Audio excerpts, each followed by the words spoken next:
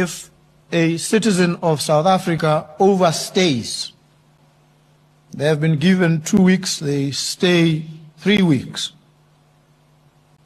When they get to the immigration desk, they are told, you've overstayed by a week, 7 days. They are told further, it is 10 pula per day, that's the fine. And because you've overstayed by 7 days, your fine is 70 pula. Go to the nearest police station and pay. They write them a note. And they go to the nearest police station, they pay, and they come back with a receipt showing they have paid, and they are allowed to depart. That's what happens in Botswana. In South Africa, if a person overstays, and they overstay when they've gone there to attend to their sick relatives whom they take across the border for medical attention. Some of them are truck drivers, suffer a breakdown. They tend to overstay because they are in the middle of nowhere.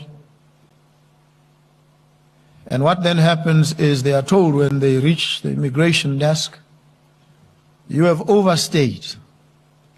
You are therefore banished from entering South Africa for the next 12 months. You're not allowed here. Go. And this is what happens. And we want some harmonization so that we enable our people without countenancing breaches of the law.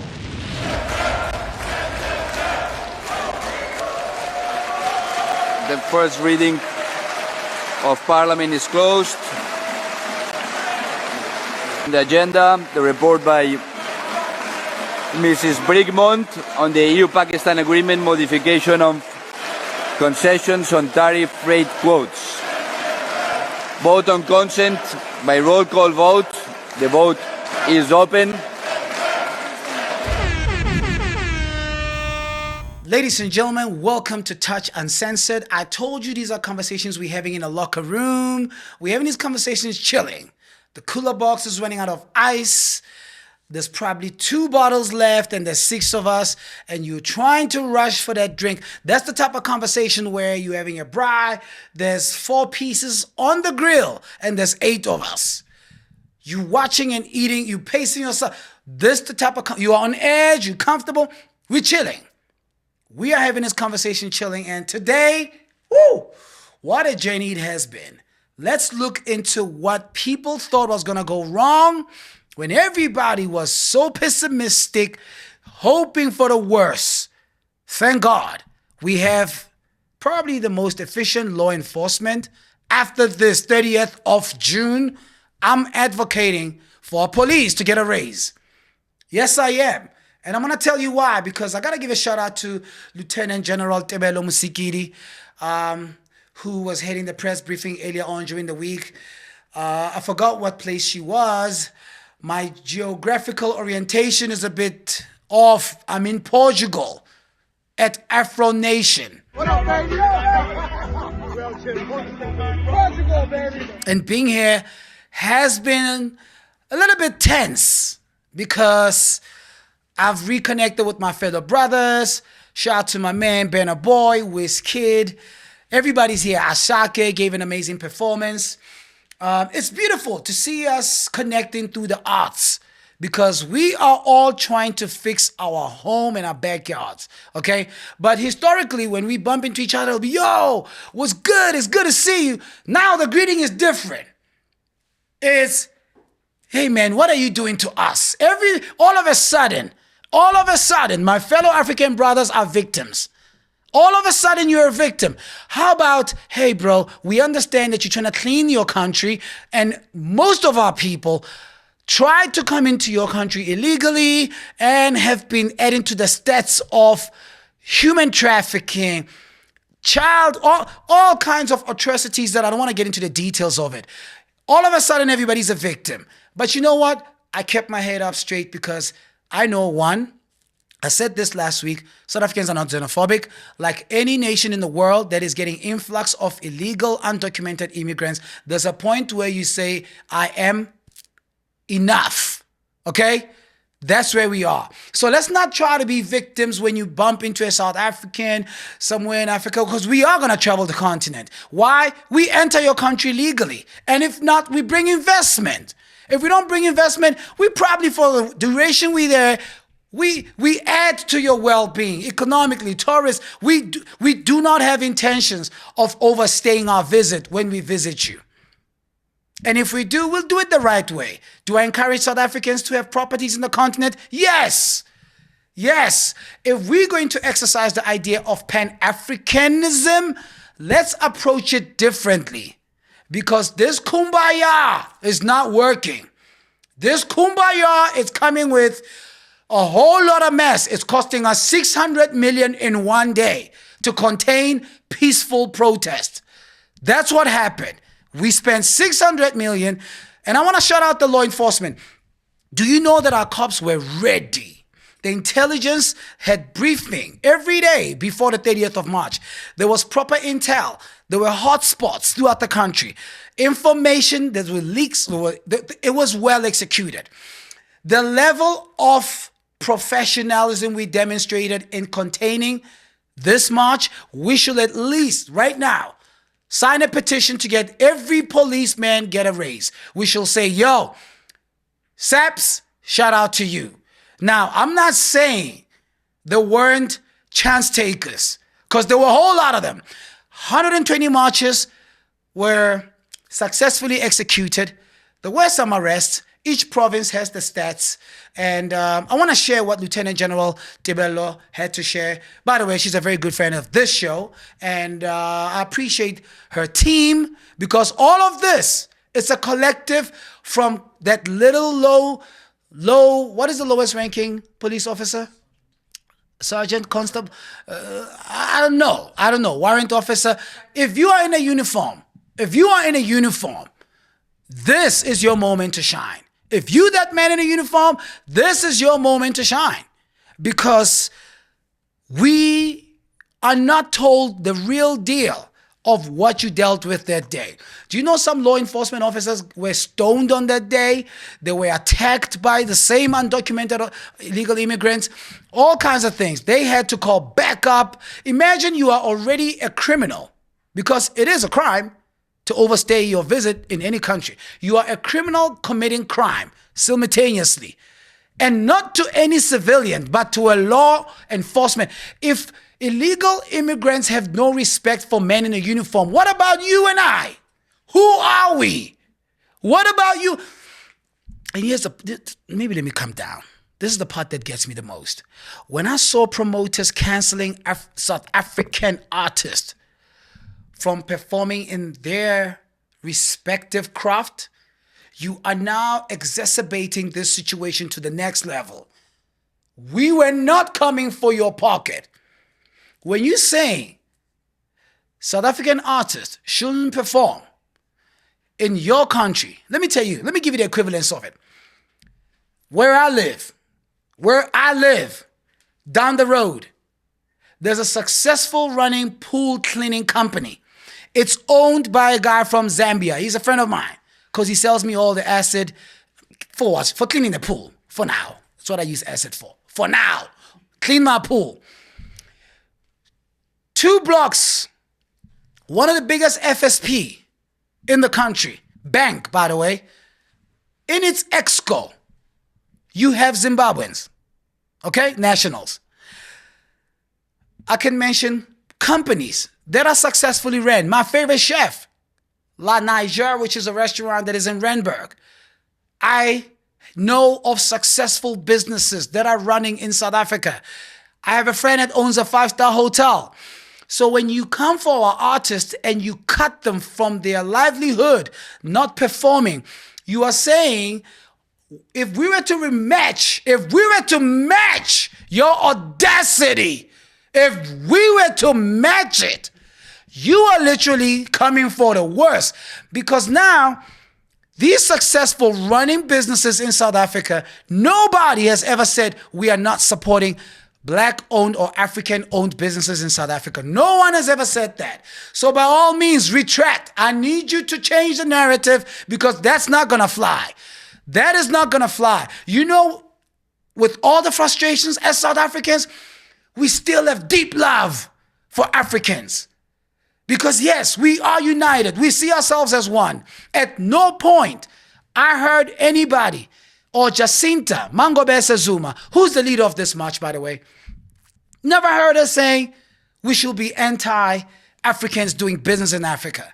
This whole fight is about illegal immigrants that are probably over 10 million of them. Because right now, the Minister of Home Affairs cannot even execute he's trying, but the shortages of trying to capture these people and ensuring them they get documented, it's taking them hours and hours and hours. They need more, they need to deploy more. Hopefully they're employing. Get on the website if you are looking for a job. Home Affairs must be hiring given the mess that's happening in Messina right now. Look into all these refugee centers, what's going on. We're starting to realize that it was not the numbers that were given to us. And by the way, how can stats be correct that there are 4 million illegal undocumented citizens if they are not going through the right channels? How did you count them? How did you conclude there's 4 million? How? It's thumb sucked. It's thumb sucked. We hear there's 70 million people in South Africa. I don't believe that. I do not. It cannot be. And you know what? Lieutenant General Tbo and your team, shout out to you. Mewabatu, you could not even cook that week. Imagine a husband has to deal with a wife that's not able to be home, look her in her eyes and have dinner. I hope the husband can cook because mom was in a uniform strapped.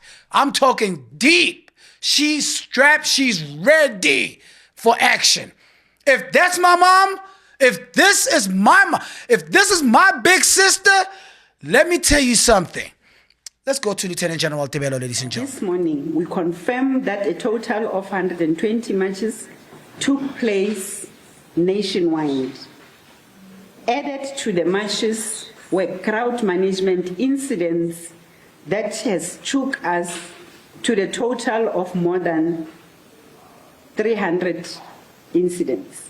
Matches, 120, but when you look at other incidents of gatherings and demonstrations in regards to the crowd management control, total took us to 300. And these are mainly other incidents that happened overnight.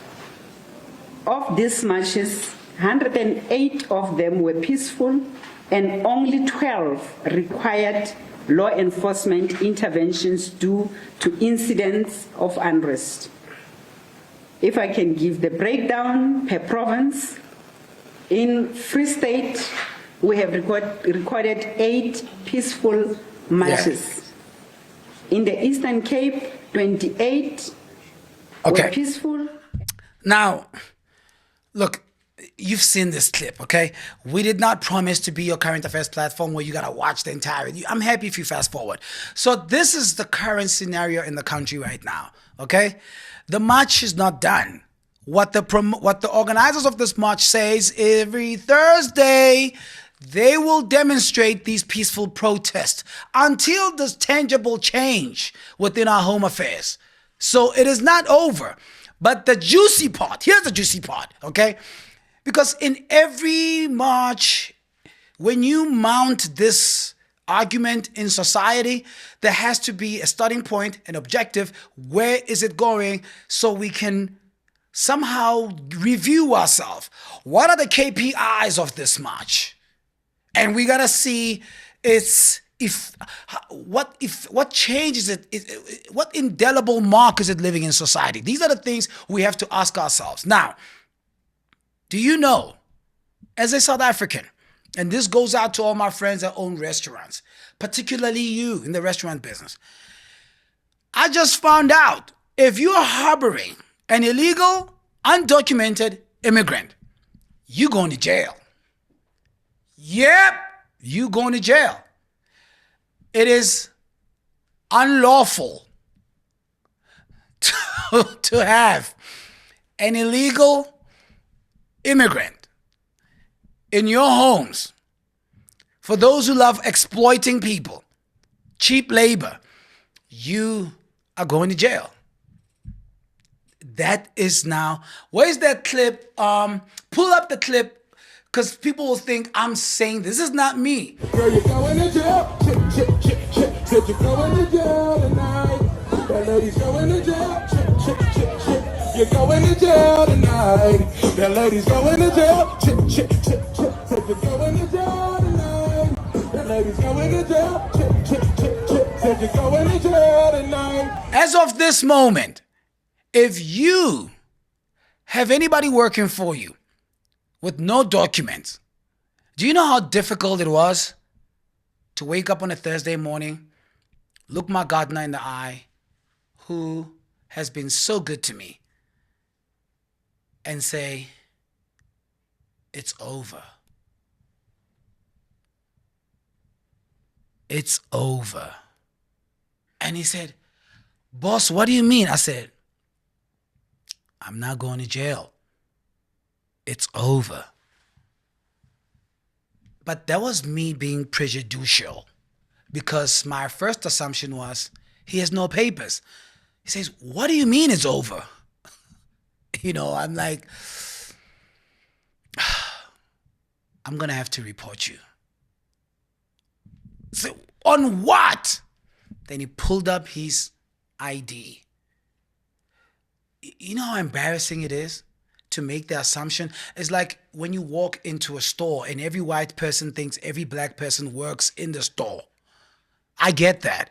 I will be wearing Bell & Ross watch, looking the way I look every day, and somebody in Schooneveld shoes will walk up to me, say, excuse me, do you work here?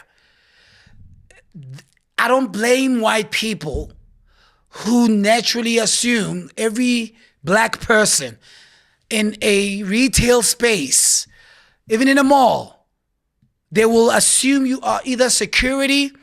When they ask you for direction, hi, excuse me, do you know where the bathrooms are? They expect you, I don't know what it is, but psychologically, it makes sense, because these are the vestiges of apartheid. When you have marginalized people that long, you can't even distinguish between those who are in a uniform and not. They're all the same. But here's what's happening. You have somebody that's working for you, and if you care about that person, help them. Help them get their documents together, because we are not breaking up. Oh no. Some of us develop a bond with our workers. They're part of us. So if you really, really care, if you do care, because what am I going to do? You think I'm going to let go? My dogs will go through depression. Imagine me. I'm not ready for that. So let's get our help. Let's help our helpers, those who serve us. Even yourself, if you are harboring an illegal immigrant as a resident, because we do have majority of those that are having people that are working for them as gardeners, as domestic workers, that are not having a proper documentation. So we cannot allow a one side or a picky kind of enforcement of the law. So if you are harboring a domestic worker or a gardener that is illegal, you too will be arrested for harboring an illegal immigrant. We can't have delivery guys nervous on the road. Already they can't even drive. But now they're nervous because they get apprehended by normal civilians asking them for papers, which is illegal. Your food needs to be delivered in peace. You cannot have a delivery guy driving those bikes nervous already. They don't know how to drive. You know how many accidents a day I go through? But anyway, I hope we dispel this narrative we seen just meandering its way throughout the continent, because that's not true. Our borders are open. Our immigration is happy to welcome you at OR Tambo. Just come in the right way. Just what's difficult about that? Because I'm saying this We need a team. Who do we support at the World Cup? It's not going to be Brazil. We need an African team to support. So you need to accept us now. That's Pan-Africanism for me.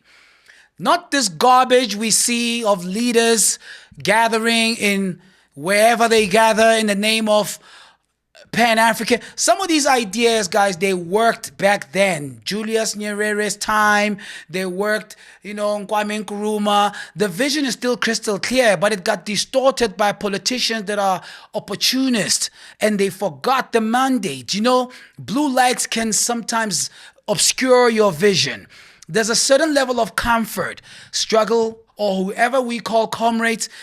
When you no longer remember the assignment, you get cluttered. The things that just clutter you. So the conversation around Pan-African, when you hear our brothers coming from all over the continent talking about Pan-African, I don't think we understand what it means in this contemporary interpretation where so much is being unfolded.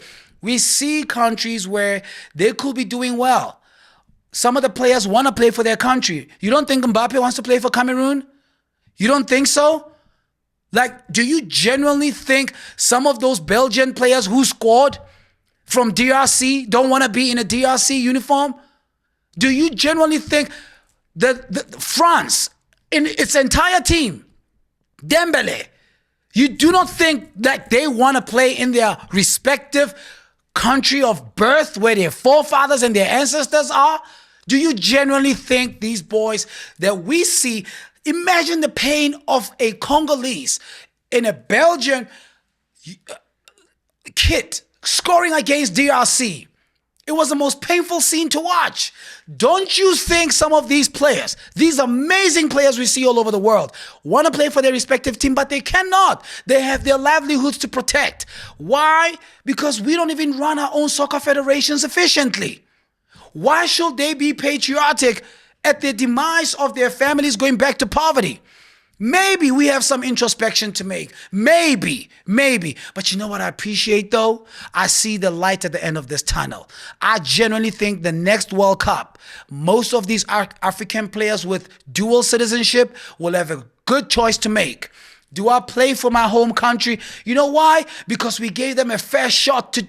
We demonstrated we can make it. We can make it to the semifinals. We can make it in the World Cup. DRC being the best example to use. First time making it at the 32. They were so resilient.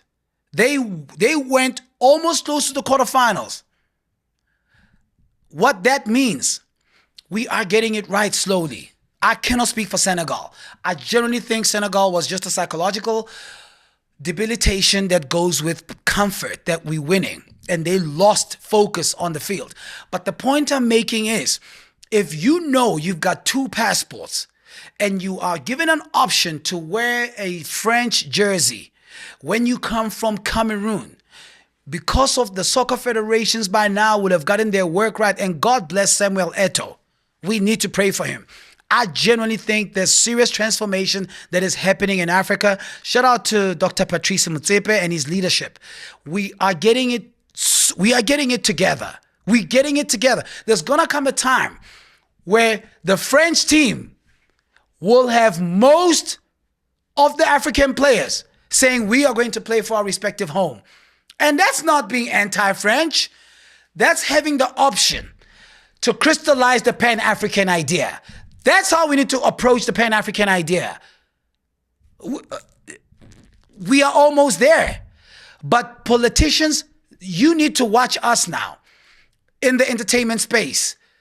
When you see the best collaboration coming between Tyler and Burna Boy, when you're starting to see all these movements, let the entertainment and the arts set the tone on how this is done. Because we've heard your speeches for years and you are not making a fraction of a change. And shout out to Jacinta, by the way, not wearing any political party's uniform. We don't want that. The number one political party in South Africa right now is the South African people. Because those are the ones that went out on the 30th of June and said, we are going to demonstrate peacefully and voice the inner frustration that we've been harboring for years. So back in the spirit of being one Africa, let's do it maybe through corporate, arts, and other sectors. Like, nobody is interested right now in hearing from people who have historically failed. No. We got to be intentional. If we're going to preach the spirit of oneness, that's why I'm here at Afro Nation. The guy that made me a drink before I recorded this, I said, give me a virgin. What was it called again? No, it wasn't the mojito. I have my own mix. We had a conversation, and you'll be surprised the people that serve you at these bars, how intellectually sound they are. He gave me history. He said, my brother, you know these protests that are happening in South Africa? I remember back in 1995, 2005, 2008, 2009. He gave me dates and I was verifying. I said, wow, Africans are deeply invested in South Africa. So a successful South Africa sets the tone for a successful continent of Africa. So when we try to clean our backyard, don't be anti what we're doing. Support this. Support this because you want to come to an efficiently running system. And that's what we're trying to do. Ghana, congratulations. You tried your best. We support you. You were the pinnacle. You went to the highest. You are to be celebrated by the rest of this continent. You gave it a good shot. Was it enough? Maybe not. But you gave it a good shot. And shout out to you. Hold on. Let me just go a little bit south of Ghana from the west. I'm going to go to east, okay? Shout out to this country, man. I look forward to visiting Uganda. I cannot. Well, you know, one of my biggest moments is to interview President Museveni. And I'm going to do it. I'm going to do it. He's a friend to a friend of mine. So I probably will have access. I know him and Akon are cool. Just so we clear. His son is the chief of the army. And he's not holding back this time. He is not holding back. Chief of the army has access to nuclear codes. He can command the army, send fighter jets. I don't know the inventory of their weapons, but he has access to expensive toys. You have to demonstrate sound judgment if you are trusted with that level of power. The man is going for Jay-Z, Young Hove, Jigga Man. Ladies and gentlemen, Chief of the Army believes that Beyonce should be his wife. Yes, I said it. A married woman who's happily married to one of the greatest rappers of all time should leave her beautiful children and husband to marry the chief. What meetings are held in the boardrooms of the Ugandan army? I want to know if the chief, the Minister of Defense, what is top of the agenda in your daily, when you meet with your army generals and everybody else? I want to, if this made news, let's check this out. Please watch this. Kainerugaba asked Jay-Z to hand Beyonce over to him. He said he has achieved everything he wanted in life and that his only challenge now is to get Beyonce. This is not the first time Kainerugaba has sparked controversy about marrying the award-winning singer. In May 2025, he posted on social media claiming that Beyonce was his woman, saying her husband Jay-Z must report to Uganda and apologize for marrying her. The Ugandan president's son, who is also the country's army chief, claimed he is richer than Jay-Z. Beyonce and Jay-Z, one of the global entertainment industry's most influential couples, have been married since April 2008 and share 3 children. Neither of them has publicly commented on Kainerugaba's statements. Now, if you think the Sun breaks the internet with these type of news, wait till you, let me tell you, the president does not hold back either. The president does not hold back. For those who don't know, let me give you context of who this gentleman is. This is his father, the honorable president of Uganda, President Museveni. Check it out. Do you personally dislike homosexuals? Of course, they are disgusting. What sort of people are they? How can you go? I never knew what they were doing. That's how I've been told recently that what they do is terrible, disgusting. But I was ready to ignore that if there was proof that that's how he's born, abnormal. But now the proof is not there. Now you understand. You understand what you're dealing with. It's not like the father's going to say, no, my son, what you're doing is immorally inappropriate. The man is married to Beyonce. Beyonce is happily married. No. It is one of those, I generally think this idea when you sit at the helm and you can command people that are under your leadership, you kind of think the whole world is subservient to your command. I don't know to what extent his jurisdiction apply, but the last time I checked, Jay-Z has a bigger army than the army of Uganda. That is my opinion. And if it's gonna lead to, imagine if he was to put the country's entire resources. I mean, Jay, think about this. Uganda has great minerals. Uganda has amazing minerals. And if there was to be a conversation, just a conversation of what kind of dowry, which is lobola in my term, are you willing to put down? If the man said, because you gotta have lobola at some point, I am trading my country's natural resources for your wife. Hove, you got ice on your neck. That ice on your neck is not even a fraction of the diamonds we can find in Uganda. I'm just saying. Your whole watch collections, do you know Uganda has uranium? Do you know, bro, Jay, think about it, bro. Do you think, to all the men that are watching this, would you trade your wife for a country's entire minerals? I mean, it's not a crime to entertain the idea. I'm not saying it's executable. I'm not saying that. You know that's not what I'm saying. But it's worth interrogating the thought to say, whoa. What do we have at play? I mean, this is Uganda. This is Uganda. Do your research. So what he has technically concluded, Forbes has to now re-audit Beyonce's net worth. Because life is not about what you have, but it's what you say no to. If I get a call, a promoter says, Tbo Touch, we need you to please come over to Coachella, and I say no. They say, we offer you $200,000. And I say no. That has just taken my value high, because value is not just what I have, but value is what I say no to. You need to now take Beyonce way up there. Let's assume the natural resources in Uganda are worth $1 trillion.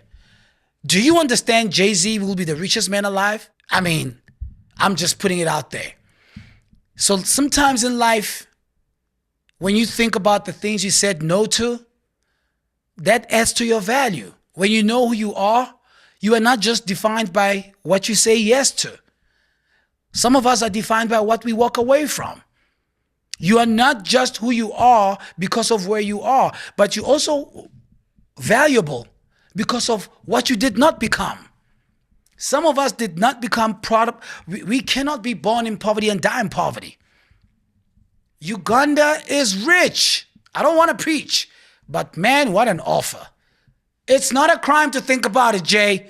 It's not a crime. Maybe over dinner, have somebody bring you a full breakdown of what's in Uganda. Since you have aspirations of taking Rock Nation sports all over, I respect that.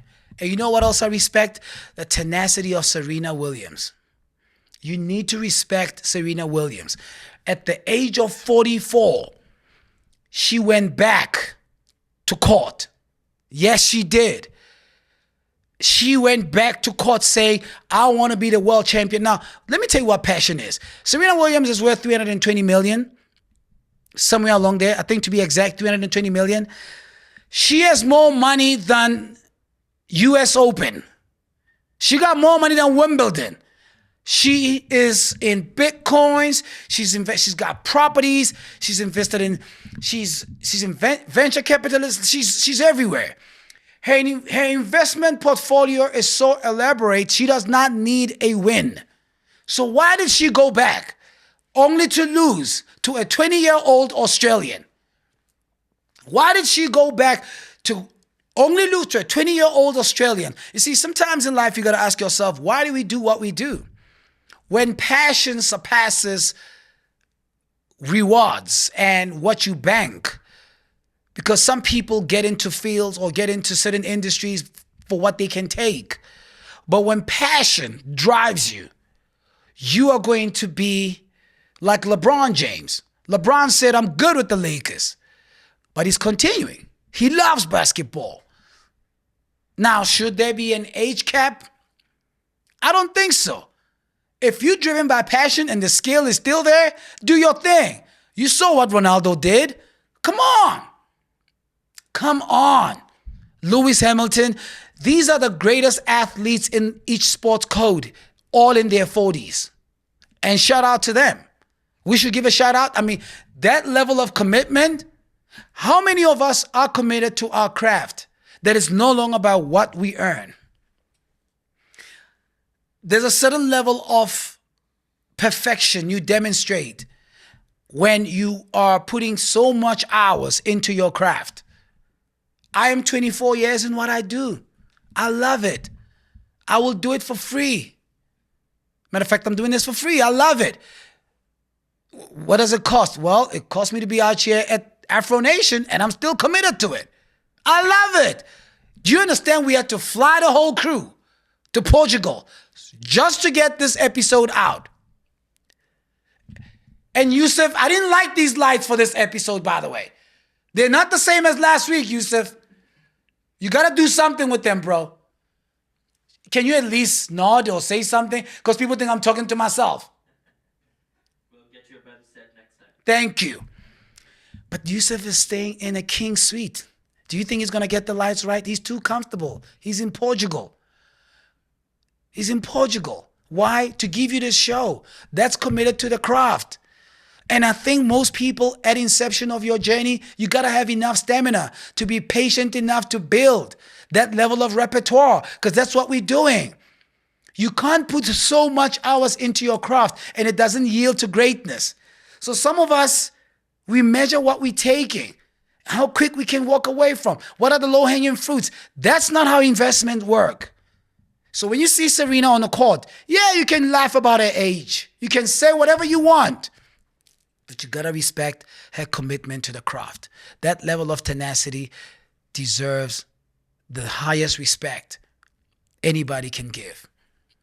Same with LeBron, same with Lewis Hamilton, and same with our very own Mbogazi.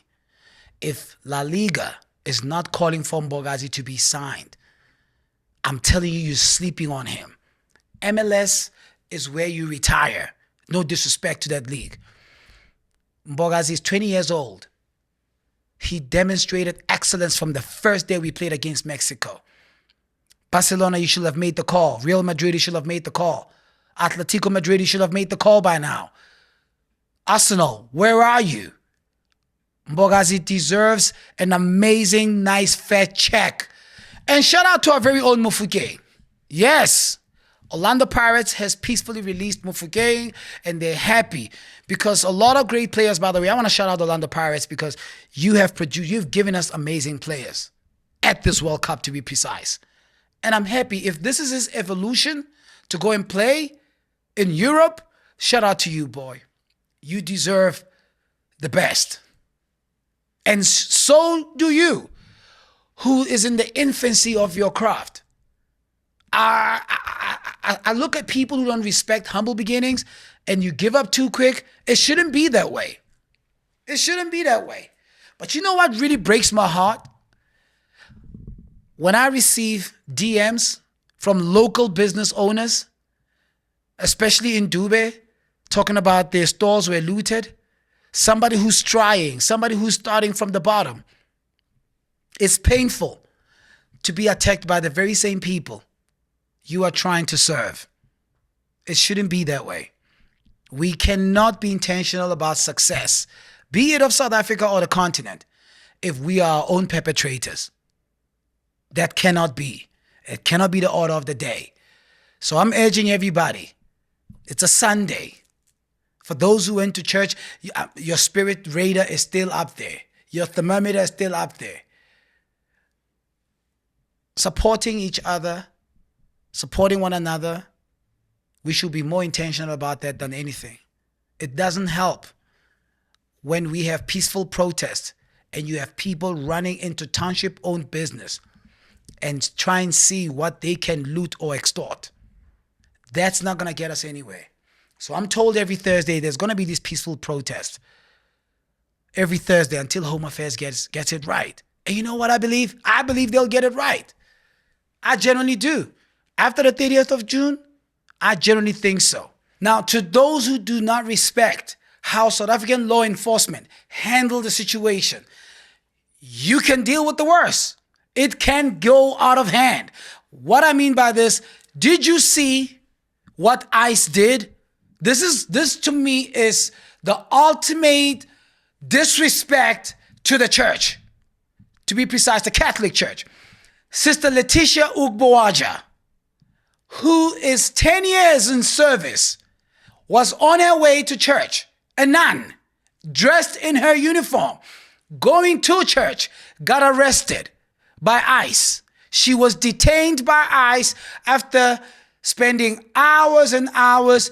Both Republicans and Democrats had to come together and say, let's get over our nonsense.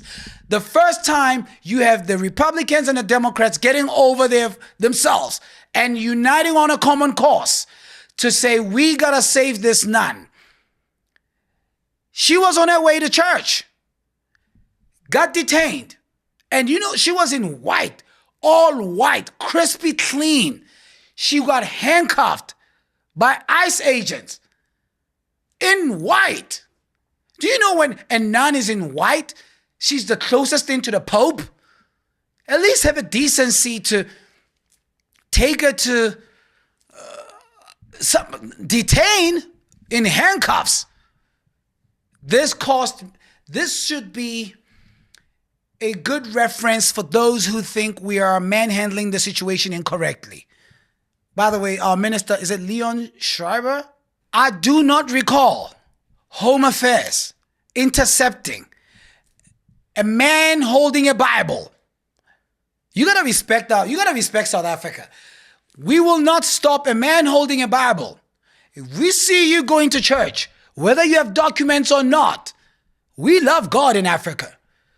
We will never intercept a man in a Bible on his way to church and ask him if he is legally or illegal in the country.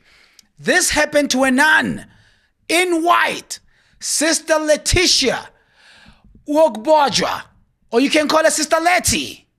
Sister Ausleti was arrested by ICE agents on her way to church, serving diligently for 10 years.